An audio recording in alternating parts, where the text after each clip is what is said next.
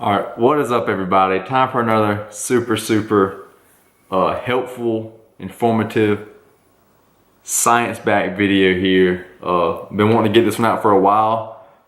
When I was reviewing this article to get this out, I was thinking it was another article I want to be reviewing, but it's not. But this is one I wanted to get out as well. And I can't find the other one as of now, but this one is super helpful. And it kind of goes along with my ideology I've had about lifting for the longest time. But basically, the hypertrophy range, is it fact or fiction? So we're about to delve into this. There is, I believe, I think there's about 30 studies I go over here. Again, the article I'm going to be pulling from by Greg Nuckols. If you know anything about hypertrophy, strength science, research stuff, he's very respected there, going over that. Again, I took out certain things I felt were the most important and not to make it so long. Again, I'm not just going to be sitting here talking to you the whole time. I'm going to throw like a back day footage video over me talking here and maybe some other random clips, whatever, if it's not long enough there. But let's get into it. Again, let's just get into it. Alright.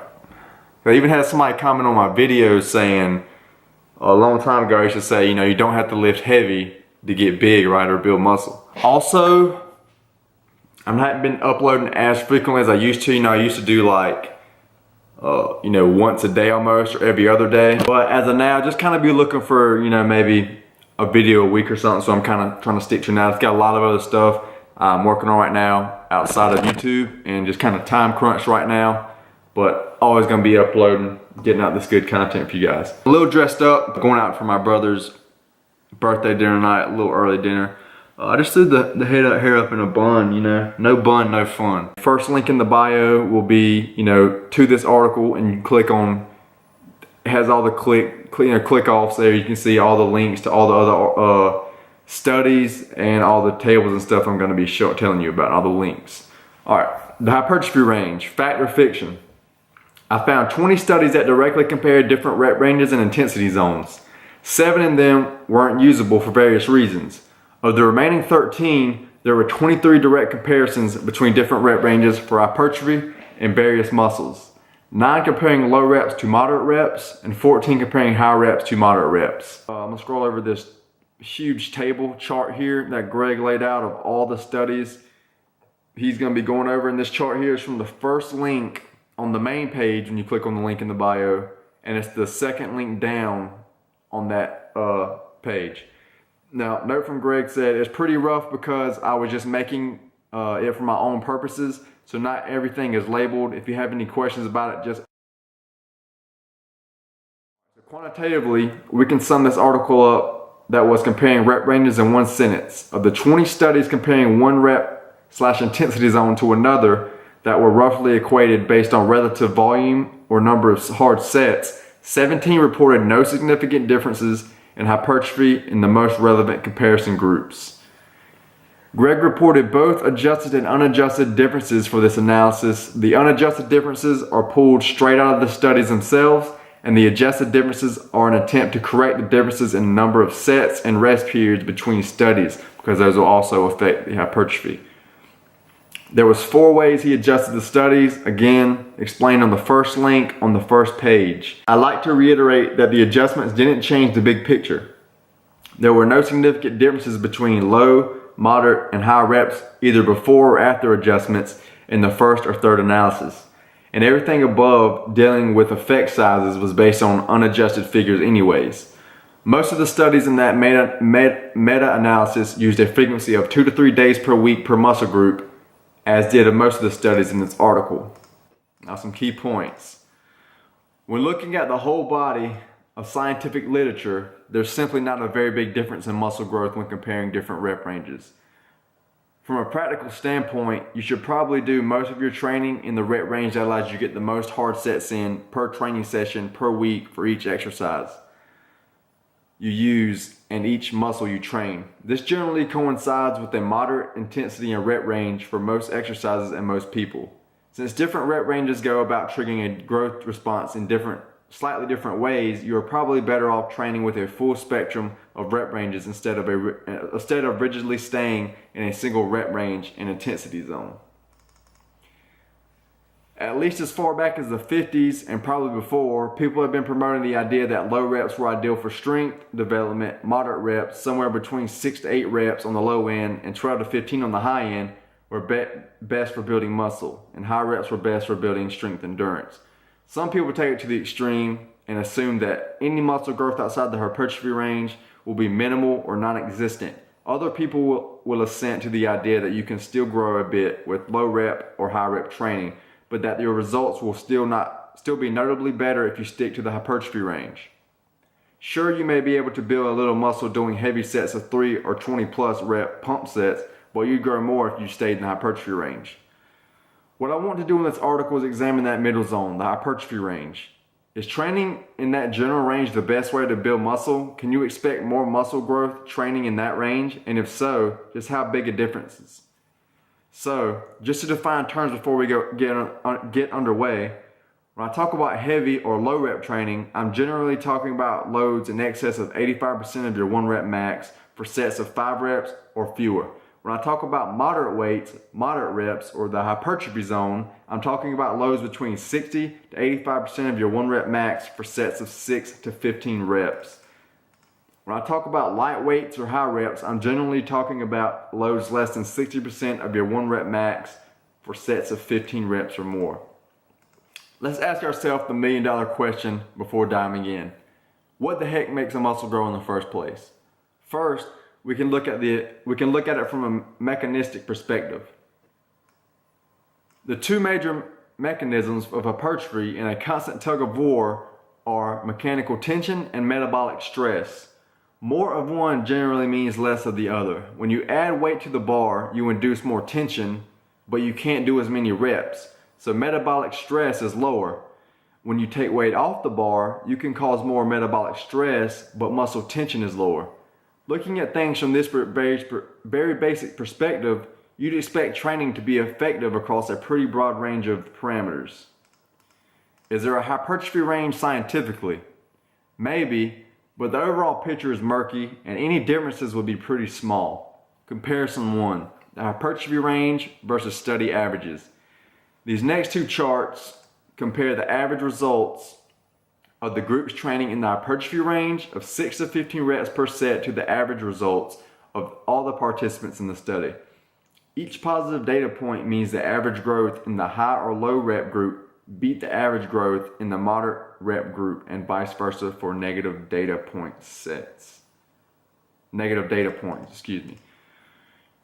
So this first chart here is using adjusted values. There was effectively no difference in this comparison. Now the second chart here using unadjusted values, there was a few differences, but they were pretty small. Comparison 2, the hypertrophy range versus high and low reps.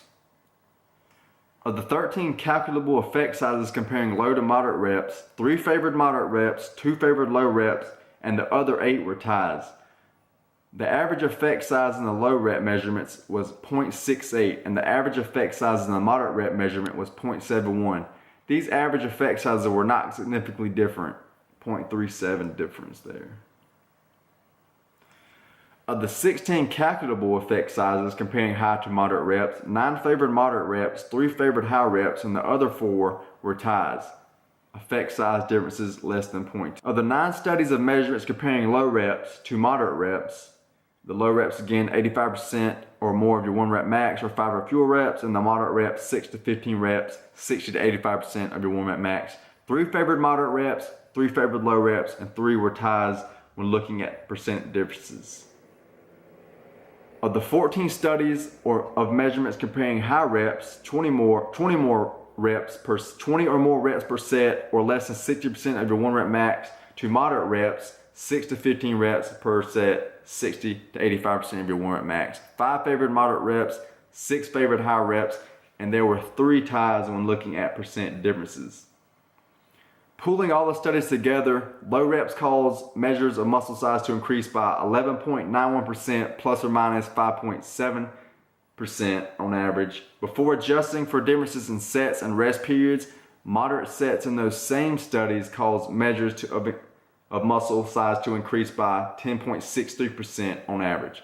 After adjustments, moderate reps caused 12.19 plus or minus 6.58% increase.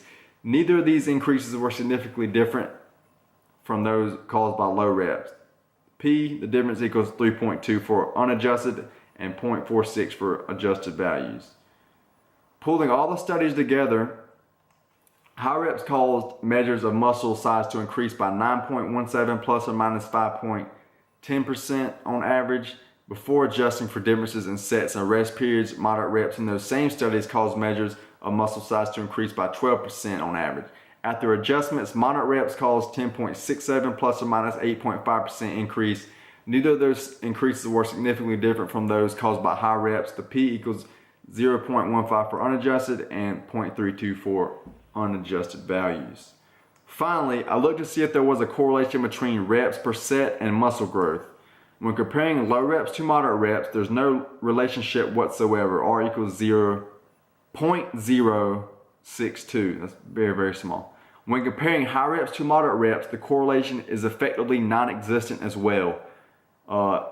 Equals saying negative 0.27. Generally, a correlation of at least plus or minus 0.3 is required to classify something as even being a weak relationship. Additionally, the R squared value of 0.074 means that only about 7.4% of the differences in muscle growth can be explained by differences in reps range used.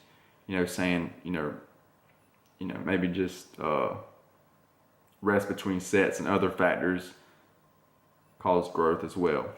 So here's how we can basically sum up this first section. Rep ranges and training's outcomes, expectations versus reality. I popped this chart, should already be up. This is what people think, how the reps really work. The darker blue equals the larger effect. Let you look at this for just a second. And this is what actually happens here. Again, darker blue equals the larger effect. Now, is there a rep range? Practically, in all likelihood, but that doesn't mean you should do all your training here. On average, looking at both percent differences in effect sizes, the hypertrophy range is slightly better than either high reps or low reps. However, there were also plenty of instances where low reps or high reps had a small edge.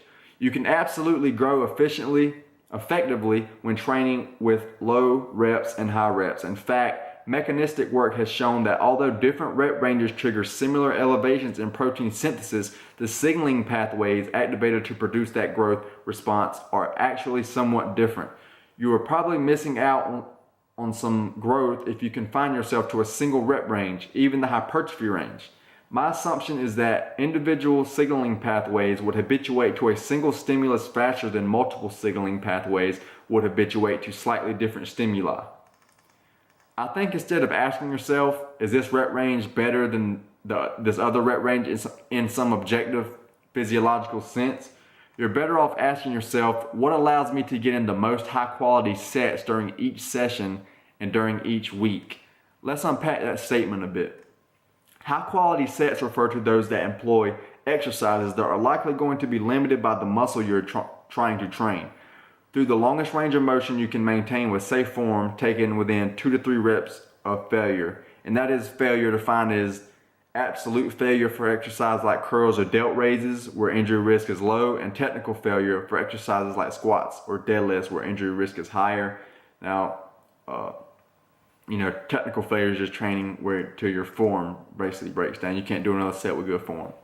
Maximizing hard sets within a training session depends in large part on what you're accustomed to and how you respond to each set. For some people, heavy sets of 3 to 5 reps will, for lack of a better term, burn out their central nervous system. That's a big topic not worth unpacking right now. Meaning that after a couple of challenging sets, they just feel fried and the rest of their workout suffers. For other people, sets of 12 to 15 plus will just crush them metabolically, especially for exercises like squats and deadlifts. Meaning they can't get in much high quality work after a couple of hard sets. Maximizing hard sets within a session is also why stopping 2 to 3 reps shy of failure, especially on heavy compound lifts, is generally a good idea. A set to failure generally takes more out of you than a set stopped a bit earlier and limits how much more quality work you can handle. Maximizing hard sets within a training week depends both on what you can best recover from between sessions and how you structure your training week. Structuring the training week is another topic for another day, but the basics are simple. If you're training a muscle or movement twice per week, then you should try to make sure those sessions are spaced out by at least 72 hours. Looking at this question practically, I think there is the hypertrophy range. Where I think the hypertrophy range really comes from, in the 6 to 15 rep range, the weights are generally manageable enough that you can maintain good technique, not cheat the range of motion, get pretty close to failure safely, not burn out your central nervous system after just a couple of sets, and not be left with creaky joints. On the other hand, the weights are generally heavy enough that you're still putting a fair amount of tension on the muscle. You're more likely to be limited in each set by muscular failure than systematic anaerobic fatigue. And you're not doing so many reps that you're metabolically crushed after your first couple of sets. Essentially, I think people have gotten the cause and effects mixed up. It's not that there's something magical about the hypertrophy range that makes it meaningfully better than other intensity ranges when other training variables are controlled for. It's that simply being able to do more hard sets training tends to produce better results, and most people tend to be able to do the most hard training when they do the majority of their work in that intensity range. With that in mind, your goal should be to find the rep range for each lift that allows you to get the most high quality work in. As a general rule of thumb, aim to get 60 to 70% of your work sets in the rep range that you personally find works best for you, and get 15 to 20% of your sets with heavier weights / lower reps, and about 15 to 20% of your work with lighter weights, higher reps. So if you're doing 15 sets per week of exercises focused on a particular muscle, that will mean getting 9 to 10 of those sets with your personal hypertrophy range, along with 2 to 3 heavier, lower rep sets and 2 to 3 higher rep sets. And now a few more basic newer studies that came out after this original blog post was written show again basically no difference between rep ranges. The first by Morton. The participants were young men with some strength training experience, at least 2 years required with an average of 4 years. The participants all performed four full body training sessions per week for 12 weeks. One group did 3 sets of 8 to 12 reps for all exercises, and one group did 3 sets of 20 to 25 reps for all exercises.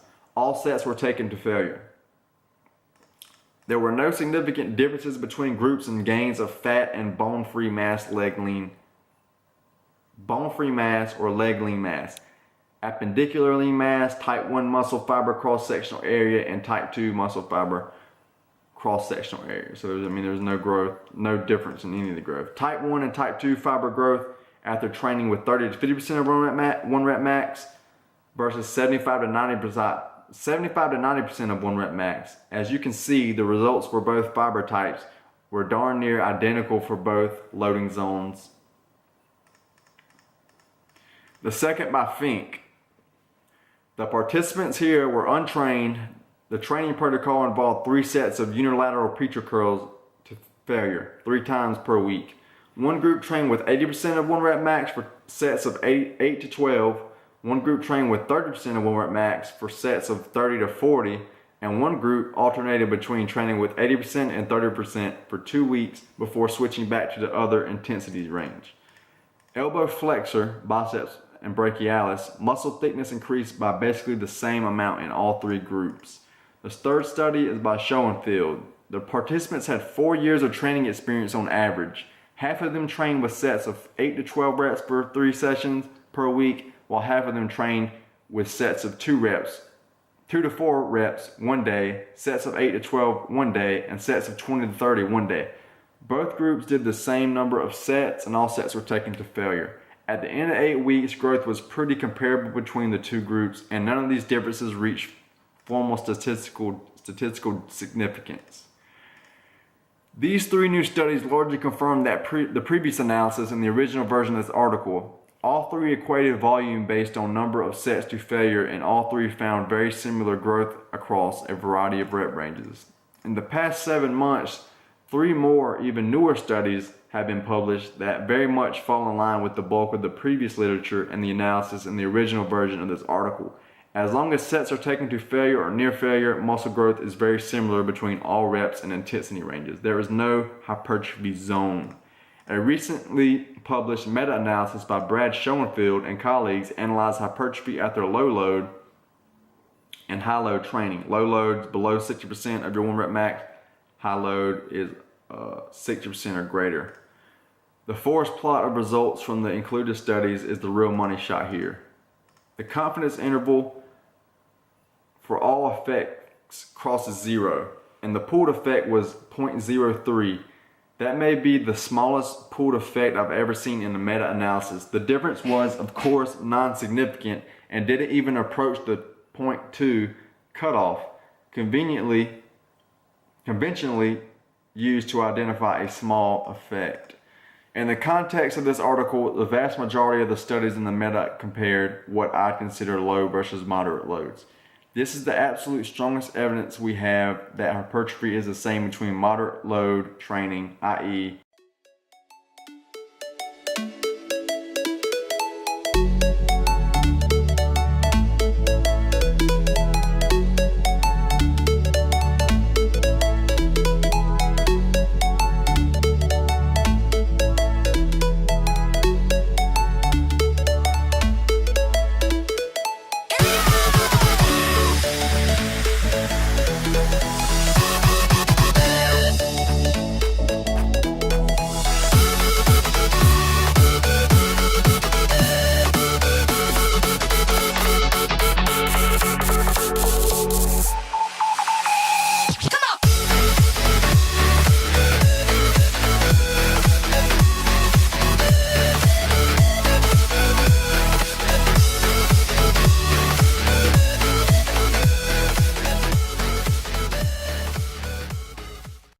So there you have it. You know, my personal takeaways there. I mean, you can't argue, again, you can't argue with all the science. Now, I see some people post videos and they literally look at, here's a study. I mean, if there's only one out, sure, but there's not on this topic. You know, they'll say this one study showed this, so it has to be true. You know what I'm saying? This is looking at 30 studies right here.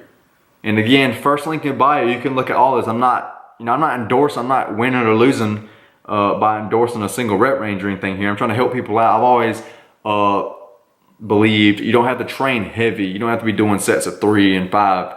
Again, it shows you don't. It says you may be missing out on, you know what I'm saying? You may be missing out on a little growth by sticking only up in the high, but you could do, you know, a day of 8 to 12 or 8s, 10s, 12s, 15s. You know what I'm saying? You can stay up in the upper echelon. You know what I'm saying? And every now and then you could train heavy, like it's saying. You know, majority of the work needs to be in the zone you find the best. For me, what I personally believe here is really the reps almost really don't matter. I would say maybe 20 below, or even, I mean, there's studies here showing up to 40. Long as it's taken to failure, basically, or like right to failure, I believe you can make gains. I also left out mentioning, you know, so 1, training to failure or very close to failure. 2, if you're progressively overloading, meaning if, you know, every week or every other week or every month you're coming back and you're pushing more weight, you know, for more reps, or you're just taking the same weight and moving it for more reps, you were growing. You're doing those two things. Or even if you're not, that's gonna elicit that one. But if you're doing those two things, if you're progressively overloading, it is impossible you're not growing. I mean, that's just a sign that your muscles are adapting to the stimulus and the stress that you're putting on it.